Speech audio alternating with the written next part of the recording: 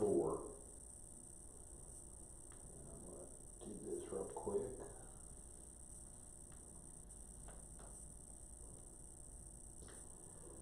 So we are starting in Deuteronomy 16, chapter 1 and 2. Observe the month of Aviv, and keep the Passover to the Lord your God, for in the month of Aviv the Lord your God brought you out of Egypt by night. Therefore you shall sacrifice the Passover to the Lord your God from the flock and the herd in the place where the Lord chooses to put his name. And this is reminding them of the Passover. Okay? He had told them before that they could have sacrifices if they were very far away and offer it at their homes, but this is not the Passover sacrifice. Yeah, it's ringing a little bit. Does that bother you? I can turn it down. Just a little, just a tiny. Okay. Well, I have to get it up so loud that it rings a little bit, so I have to, it's a fine line that goes between it.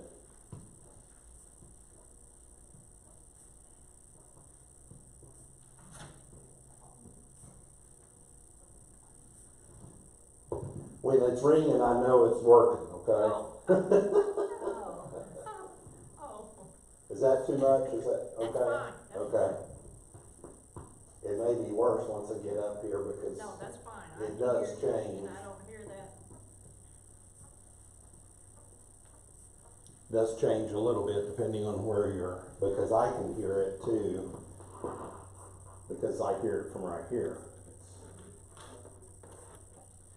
The month of Aviv, it describes the time when Egypt went out, when they were in Egypt and they went out through the Passover. They kept the Passover that evening. The Passover, the angel went through and killed all the firstborn. Pharaoh got up and he called Moses and told them to get out. Okay? That was during the night. So they made everything ready. They had sacrificed. God had told them, go ahead and do your Passover, put the blood on the lintel, be ready to leave in the morning. And so God did keep that. So now it's keeping the keeping the feast of Passover. It's been 40 years. Okay, and they really hadn't sacrificed. They really hadn't done a Passover because they'd been traveling. So then it goes on and describes the feast of unleavened bread. Do you want to read that, Brother Epperson? Excuse me. It says, you shall eat no leavened bread with it. 7 days you shall eat unleavened bread with it. That is the bread of affliction. For you came out of the land of Egypt in haste, that ye may remember the day in which you came out of the land of Egypt, all the days of your life. And no leaven shall be seen among you in all your territory for 7 days. Nor shall any of the meat which you sacrifice the first day at twilight remain overnight until morning. Okay. So again, this is just re-emphasizing the Feast of Passover, what they had. During this time, in Egypt, they left. And he told them, make the bread, get it ready, get quick. They didn't have time to let it rise. Typically, when you make bread, y'all may know, you knead it. If it has yeast in it, you let it sit for an hour, 2 hours, whatever, and it'll rise in a warm place. They didn't have that time. They were getting ready to leave. And that's why it's emphasized here, because that for 7 days they are going to eat this bread of affliction. And I don't know, Mom, when she used to make pies, she'd make the pie crust and, of course, cut off the sides, of the pie. It's round, so you cut it off. But we never wasted it. She'd always put that in a pan and bake it, too. And it's crunchy. It's kind of like a cracker. Well, she'd put sugar and cinnamon on it and made it taste good. But, hey, this didn't have any sugar and no sugar, no nothing. So that's why they called it the bread of affliction, because it was like chewing a cracker that had gone stale, or something like that. So they didn't want, he was reminding them, this, you do it every year just to remind yourselves that this is what we went through. Says significantly, God called them to walk unleavened after the initial deliverance from Egypt. Symbolically, this was to be a pure walk. Leaven represented sin. Whenever in the Old Testament and even in the New Testament, it talks about it, and it's a shadow or a type of sin. Whenever they mention unleavened bread or bread with no leaven or anything like that, says we can only walk in purity before the Lord after we have the blood deliverance at the cross. Said we may regard the burial or actual entombment of Jesus as a small thing in God's redemptive plan, but is an essential part of Paul's gospel. And he says in 1 Corinthians 15, for I delivered to you first of all that which I also received, that Christ died for our sins according to the Scriptures. He was buried and he rose again the third day according to the Scriptures. 5 through 8 there in the middle of the page. Iris, page 3. You may not sacrifice the Passover within any of your gates which the Lord your God gives you, but at the place where the Lord your God chooses to make his name abide, there you shall sacrifice the Passover at twilight, at the going down of the sun, at the time you came out of Egypt. And you shall roast and eat it in the place where the Lord your God chooses. And in the morning you shall turn and go to your tents. 6 days you shall eat unleavened bread, and on the 7th day there shall be a sacred assembly to the Lord your God. You shall do no work on it. Okay, so this is the Passover, the feast of the Passover, and it lasts for 7 days. And at the end of that Passover, then it says you shall count, that goes on to the next one, sorry. It becomes another feast, okay, after that. So here it's telling them, you can do, in the previous scriptures it told us you can do sacrifices if you're too far away, but the Passover sacrifice you need to make at the temple. And it said at that particular time they didn't have a temple, so at the tabernacle, and the tabernacle was right where they were. Well, they were getting ready to go over into the promised land, and they hadn't really settled on where the tabernacle was going to be at. And it was a long distance for some of them to go, would be. So, but he's saying you're going to have to 3 times a year, you're going to have to make that sacrifice to go up there and make, for one of them will be the Passover, that the males have to go. The next one, the bottom of page 3. You should count 7 weeks for yourself. Begin to count 7 weeks from the time you begin to put the sickle to the grain. Then you should keep feast of the weeks of the Lord.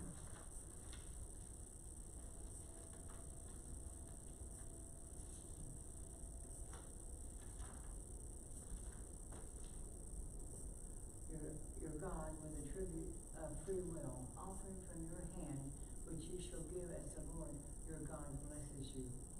Okay. So, if you count 7 weeks from that, how many is 7 weeks? How many days? 49 days. Oh. So the 50th day will be the next feast, the Feast of Weeks. What we call Pentecost. Alright? So this is saying you're going to bring, the Feast of Weeks is when you bring your first fruits to the Lord. They've had their Passover. The wheat has grown now for 7 weeks, and actually before that, because you planted earlier. But it says when you first put in the sickle, count 7 weeks from that, and then you'll have this feast festival of weeks. And that's the it asks the Israelites to bring a free will offering unto the Lord as a demonstration of the thanks in their heart, okay, for God blessing them. 11 and 12 says, you shall rejoice before the Lord your God, you and your son, your daughter, your male servant, your female servant, the Levite who is within your gates, the stranger, the fatherless, the widow, who are among you at the place where the Lord your God chooses to make his name abide. And you shall remember that you were a slave in Egypt, and you shall be careful to observe these statutes. So this is Pentecost, what it's talking about here. Everybody, that's back in their home. Okay, once they're back there, then whoever is within that area, if it's, your son, your daughter, so just like it says, anybody that's there, you're to make a feast for them and to remember this time of sacrifice. It was a blessing to the Lord. The Lord blessed them, so this is a blessing back to the Lord. And it calls them to remember that they were a slave in Egypt, and now they're free. So after that time, they are offering a grain offering, this new grain offering, this first fruits to the Lord. It says no atoning sacrifice was necessary because it had already been paid by Jesus. This is nowadays. There was a great harvest unto God and a great thanksgiving for that harvest. The response to God on the day of Pentecost was not done out of obligation to him, but a particular law. It was a joyful, heartfelt response of God's people unto him. The church, says here, the church founded on the day of Pentecost would include the leavened bread of the Gentiles, weighed as holy before God, made holy by the work of Jesus the Messiah. So 50 days after, or 7 weeks after the Festival of Weeks, the Festival of Passover, they have the Festival of Weeks. And that's today what we call the Pentecost. Now there's another, it's reviewing all the feasts. There's another one, Brother Epperson, 13 through 15 there on page 5. You shall observe the feast of the tabernacle 7 days, when you have gathered from your threshing floor and from your winepress. And you shall rejoice in your feast, you and your sons and your daughter, your male servant and your female servant, and the Levite, the stranger and the fatherless, and the widow who are within your gates. 7 days you will keep a sacred feast to the Lord your God in the place which the Lord chooses, because the Lord your God will bless you in all your produce and in all the work of your hands, so that ye may surely rejoice. Okay. So now it doesn't tell us the time, Earlier on it told us when this Feast of Tabernacles was to take place, but again, it's going to be a feast for a whole week. What does tabernacle mean? Place of worship. It is a place of worship, but for them, the Feast of Tabernacles is to remind them that they were traveling for 40 years, so they were in tents. The tabernacle was a big tent. Alright?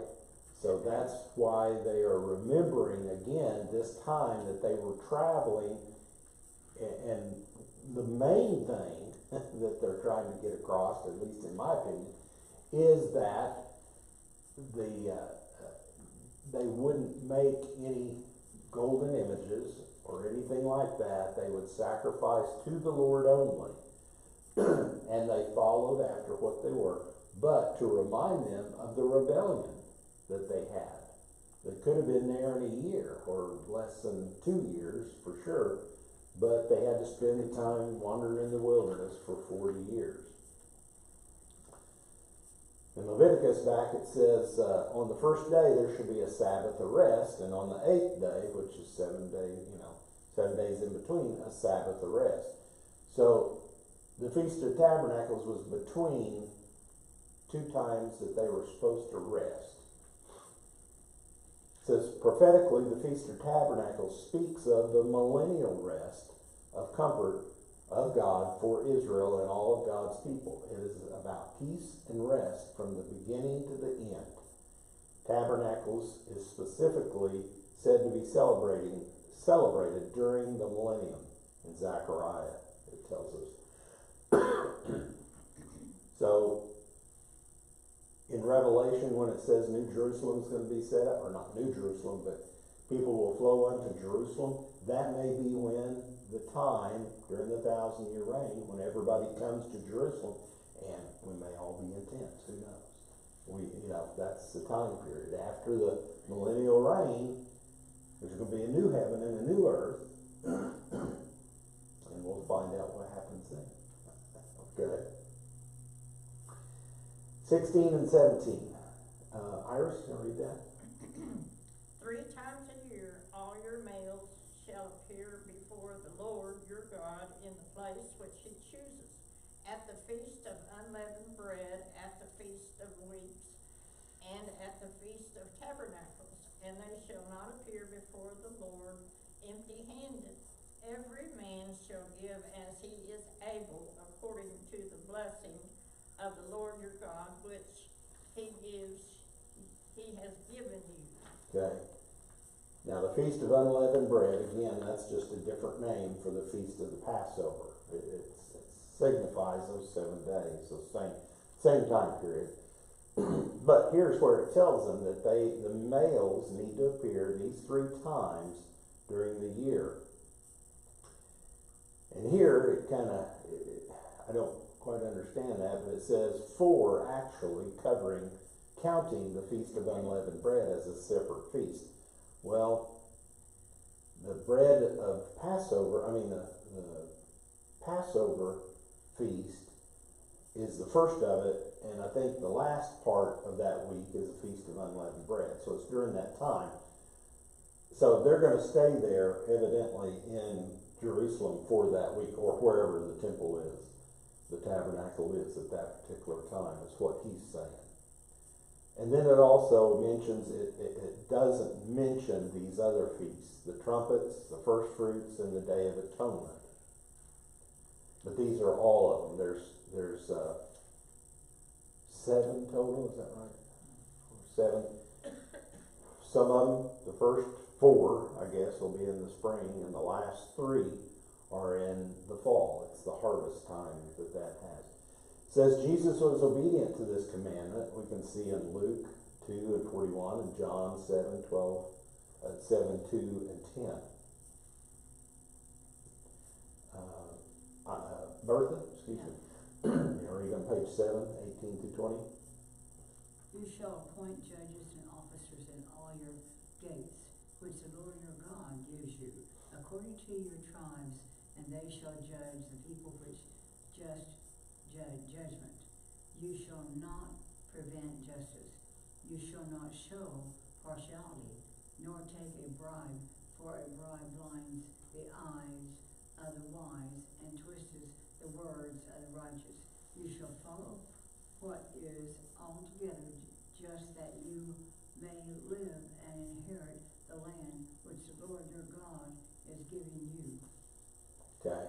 Again, this is one of the things that Moses had told them earlier, and they went through and they told them to choose as part of what his father-in-law told him to do early on, to appoint leaders, people over 10s, people over 50s, people over 100s, people over 1000s, to judge, these minor incidents that come up.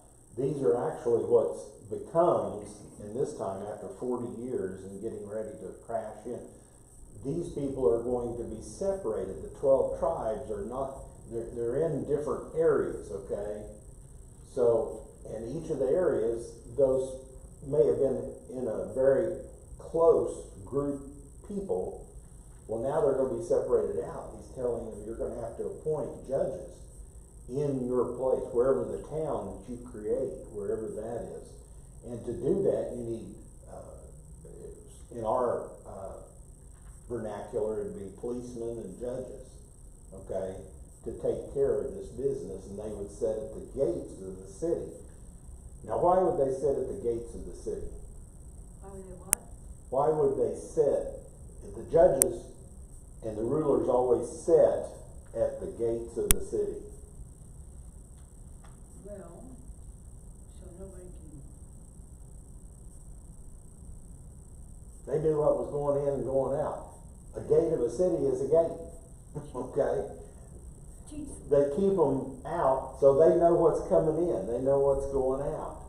They can see what's going on, and they know who their people are. If somebody comes up that's They neighbor, have to have some kind of order. they do, it is part of an order, okay? And that was the gathering place at that time where they would go. A little later on, we see in David's time, his son Absalom started taking over for his father, and he was sitting at the gates, going over, said, look, I can help you out here, I can do this, and that essentially taking over for the judges and the people that was there for his dad, for him. And he was usurping him because Absalom wasn't going to be, God didn't choose Absalom, he'd chosen Solomon to be the next king. But when we would go over in Israel, when we were over there, they would show us, there was a couple of places they said, this is the gate, okay? And it was a place where you went in. It was wide enough you could probably get a horse, maybe 2 horses through, or 2 or 3 people at once. And it was kind of some places it kind of curved a little bit. So they built it where nobody could interfere, and if they had to lock it down, they could lock it down. That's why they did that. This was the place, if something come up and somebody got killed, they could run out to the judges and say, hey, somebody, this has happened, they lock it up. Then they were caught inside, so they had to find whoever it was. Or if they took off and they saw him go, he's gone, we need to go after him, we know who he is. Anyway, that's why he was telling them, appoint the people, and it says you shall not pervert, not prevent, but pervert justice. That means you need to be justice, you need to be honest in what you do. These people that are going to be the judges, they won't take a bribe, they won't look the other way, they don't, they are to be honest people. If you pay attention to a lot of this, especially this right here, if you notice one of the representatives that we have for the court system is that lady holding the justice. She's blind. Mm-hmm. That's in essence not perverted justice. Right. In other words, the law is the law. That's where we get our Judeo-Christian values. Right. We say you listen to the world and say, well, and most of not the first world countries, okay, they have some kind of Judeo-Christian value. It goes along with the 10 Commandments. And right. That's where they get it, is from the Bible. That's right. You got to have some compass, some moral compass, and this is where it comes from. And I say moral, it's moral because it's from God for us. For the people that aren't serving God, it's whatever they want to do. You see that a little later in the book of Judges. It says Israel did whatever they thought was right in their own eyes. Well, that's not what God wanted, so. Okay, 21 and 22. You shall not plant for yourself any tree as a wooden image near the altar which you build for yourselves to the Lord your God. You shall not set up a sacred pillar which the Lord your God hates. All this was getting around to, they would, the Canaanites and the different people of that area, the people that were living there, they would serve anything. Trees, shrubs, or boulders, they'd set them up. They would serve nature, all these things. And this is what, God was trying to get the people out of. And by planting a tree near the altar, or, setting a pillar, a rock up, or something like that, he just didn't want it to get any way, shape, or form, to think that it was mimicking what the Canaanites or what the people, the pagans that was in that area. Worship the creation more than the creator. That's what it was. And sometimes it feels rough on us, when something comes up. But the only way, it seems like to me, the only way to do something is to not do it at all. You can't do it partial, have one way. That's what Jesus says. You can't serve God, you can't serve mammon at the same You time. can't do it exactly their way, God's way. Right. And you say, okay, yeah, we can set this up over here, and if anybody else wants it, yeah, they can, but we're gonna be in That's not here. following instructions. No, it's not. And it's, leading people astray. Well, they should have chance of making God angry at them, didn't they?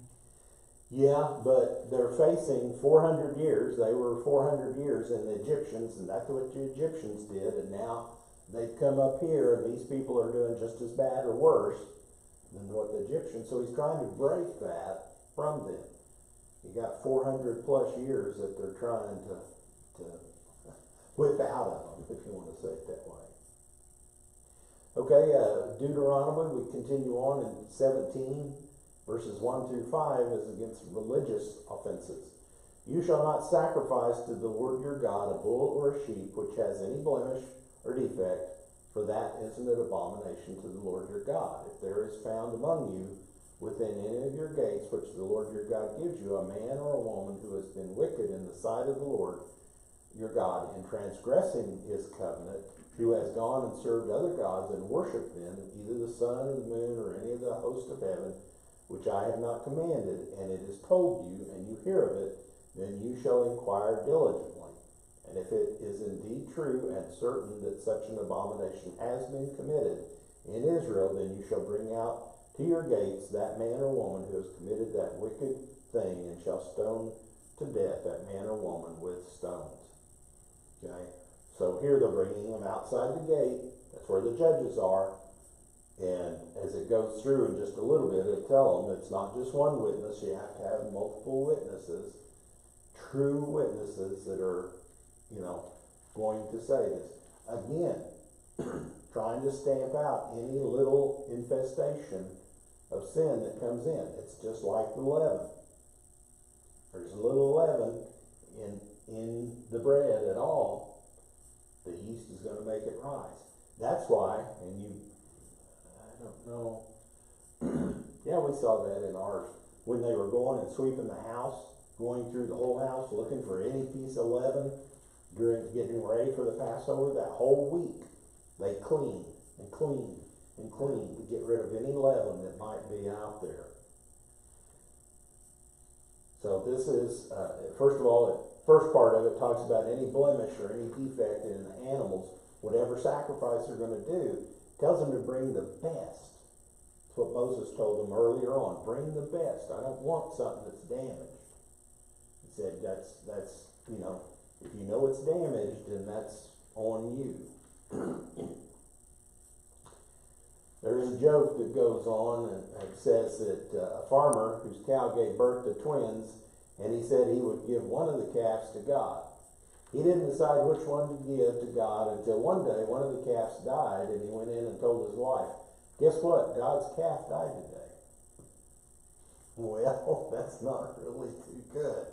He could have chosen the other calf, but that's just part of it. We want to hold on to stuff until it's not in our opinion. If it's the best, we want to keep it for ourselves. It said Israel didn't always live up to the standards. When you offer the blind as a sacrifice, is it not evil? That's in Malachi. Or if you offer the lame and the sick, is it not evil? Would offer it then to your governor. Would he be pleased with you? No, he wouldn't. It's just like anything else. If you give somebody a gift today, you don't give them something that's broken down or anything like that. It may not be new, but something that's useful, something they can use or whatever. It's not well used. I know we re-gift things all the time, but it's usually we get it, we set it on the shelf, and it's just like brand new. But here it's saying we used it for a while, now we want to give it away. God didn't want that. He wanted the best. He wanted the first fruits of all this. So 6 and 7, Brother Epperson. Whosoever is deserving of death shall be put to death on the testimony of 2 or 3 witnesses. He shall not be put to death on the testimony of one witness. The hands of the witness shall be the first against him, put to death, and afterwards the hands of all people. and you shall put away the evil from among you. Okay, and that's just continuing on what I said before. You got, excuse me, you gotta have witnesses, but it's gotta be more than one witness. Sometimes you get in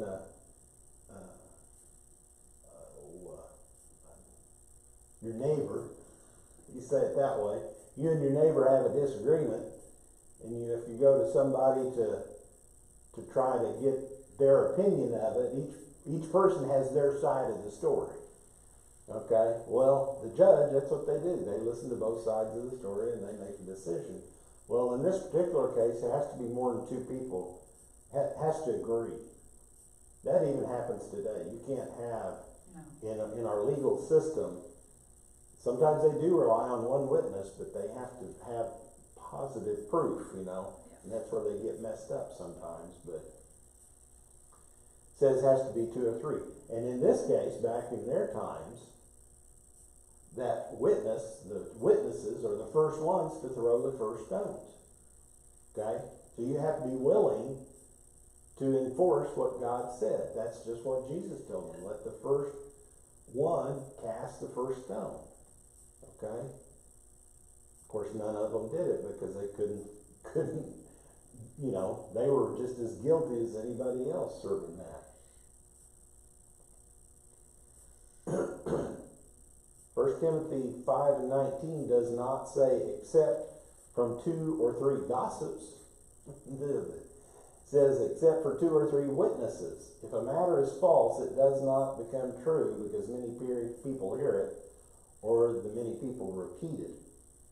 A lot of times that's exactly what happens today. I don't know if you've noticed that.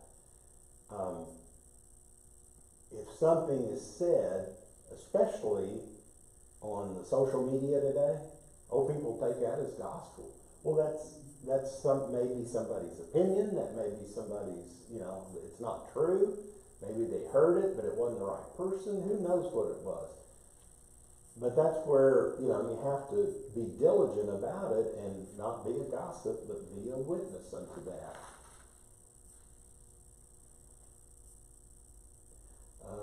You want to try that in the middle of page 12, Sister Iris? It's 8 through 13. It's kind of long. If you want me to try it, I'll do it. You read it. Okay. If a matter arises which is too hard for you to judge between degrees of guilt for bloodshed, between one judgment or another, between one punishment or another, matters of controversy within your gates, then you shall rise and go up to the place where the Lord your God chooses. And you shall come to the priests, the Levites, and to the judge there in those days, inquire of them. They shall pronounce upon you the sentence of judgment. You shall do according to the sentence which they pronounce upon you in that place which the Lord chooses.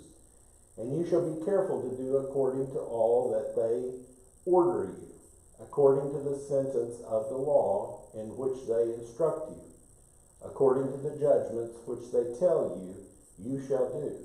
You shall not turn aside to the right hand or to the left from the sentence which they pronounce upon you.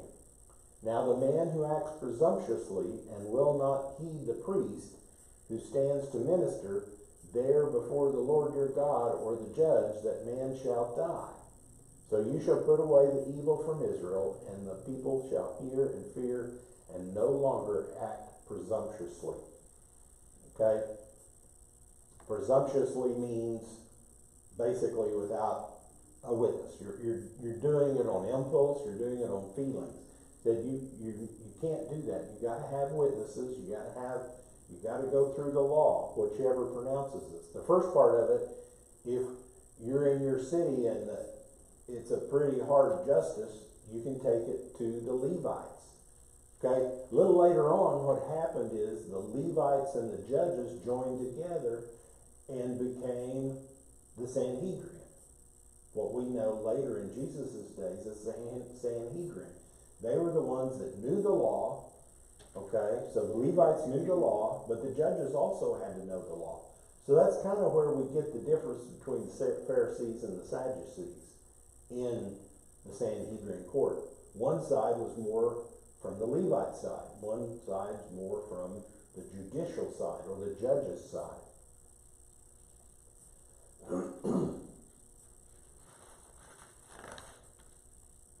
Okay, you wanna read 14 and 15, Iris?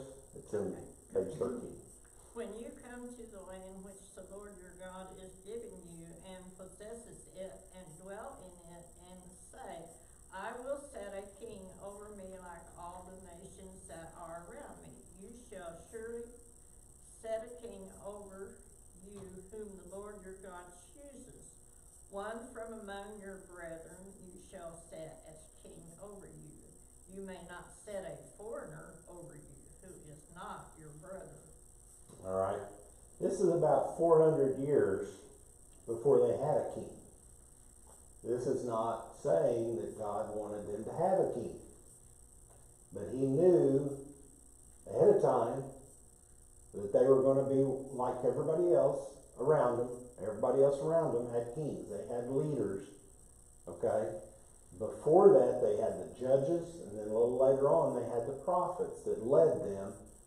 But God knew that they would want a king.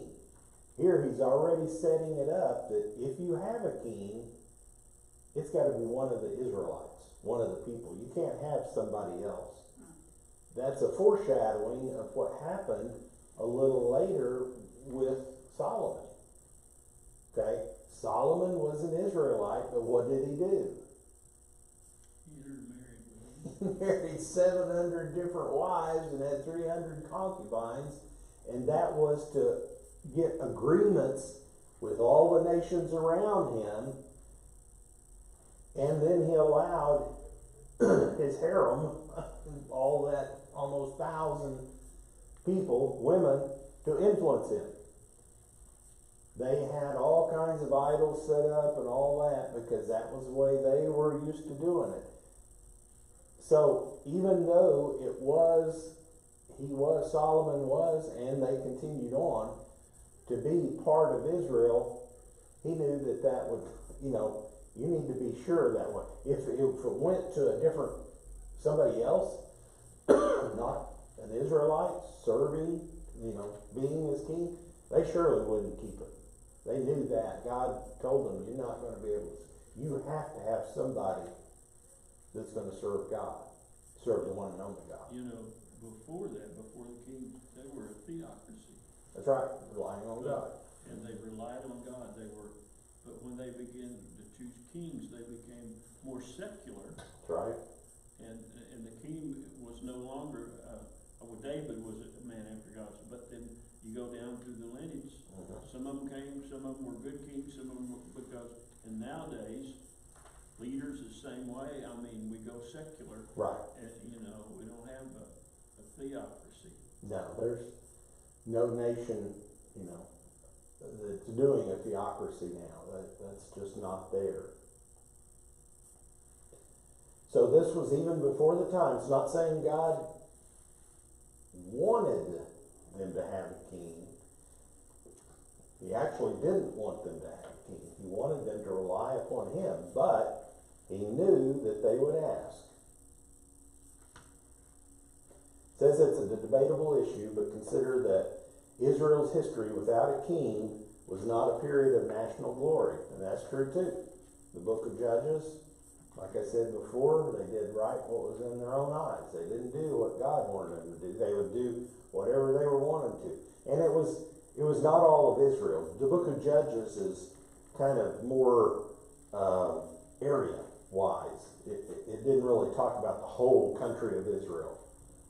Okay, it was in one particular area they would have, they would come and ask their friends, their neighbors, their brethren up here to go help them. It wasn't the whole of kingdoms. It says Saul was a perfect example of a king out of God's will. He was chosen by the nation and at their timing. David is a perfect example of a king chosen by God and his timing.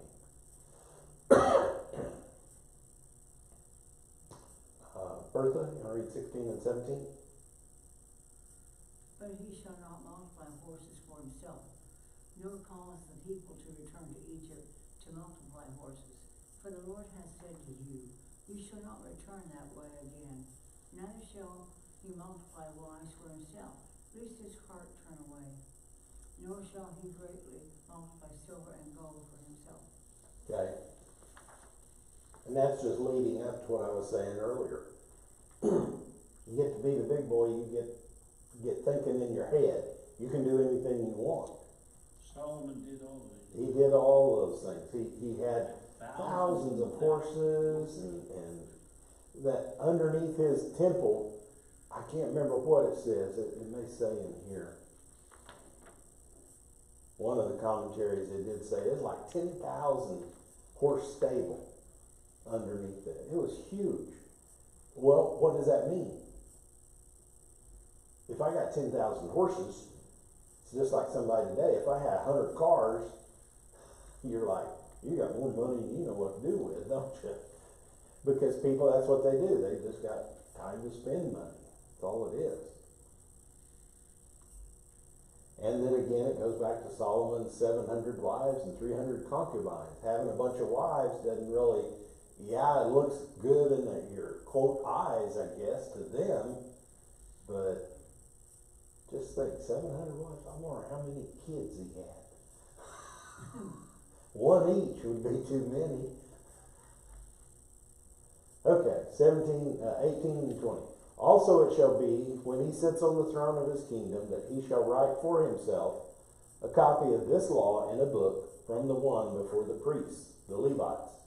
And that shall be with him, and he shall read it all the days of his life, that he may learn to fear the Lord his God, and be careful to observe all the words of this law and these statutes, that his heart may not be lifted up above his brethren, that he may not turn aside from the commandment to the right hand or to the left, and that he may prolong his days in his kingdom, and he and his children in the midst of Israel.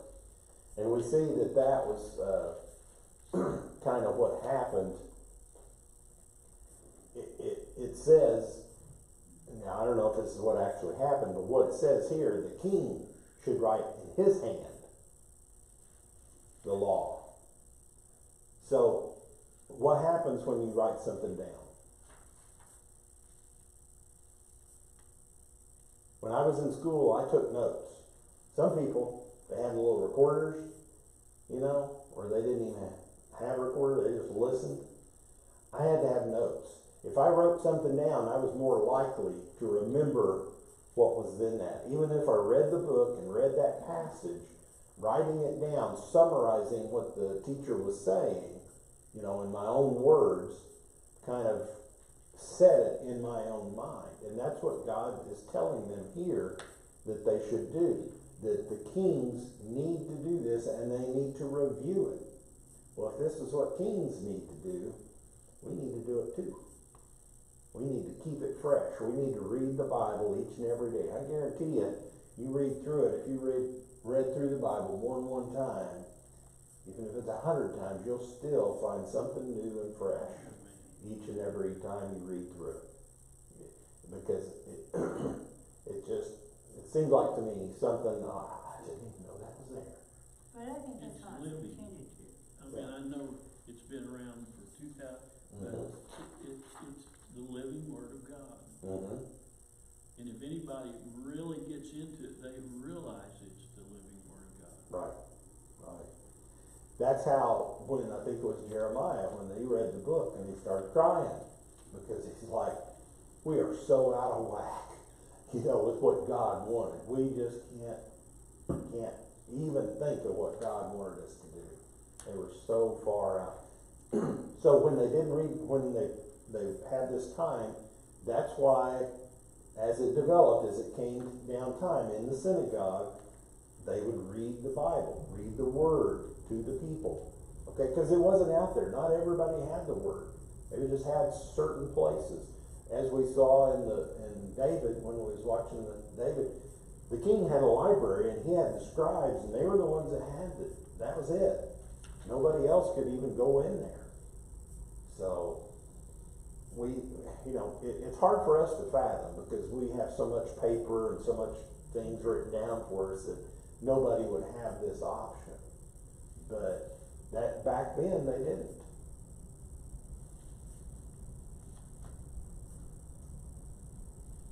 All right, well, that's really all we had tonight. Thank you. Appreciate everybody coming out. We appreciate you.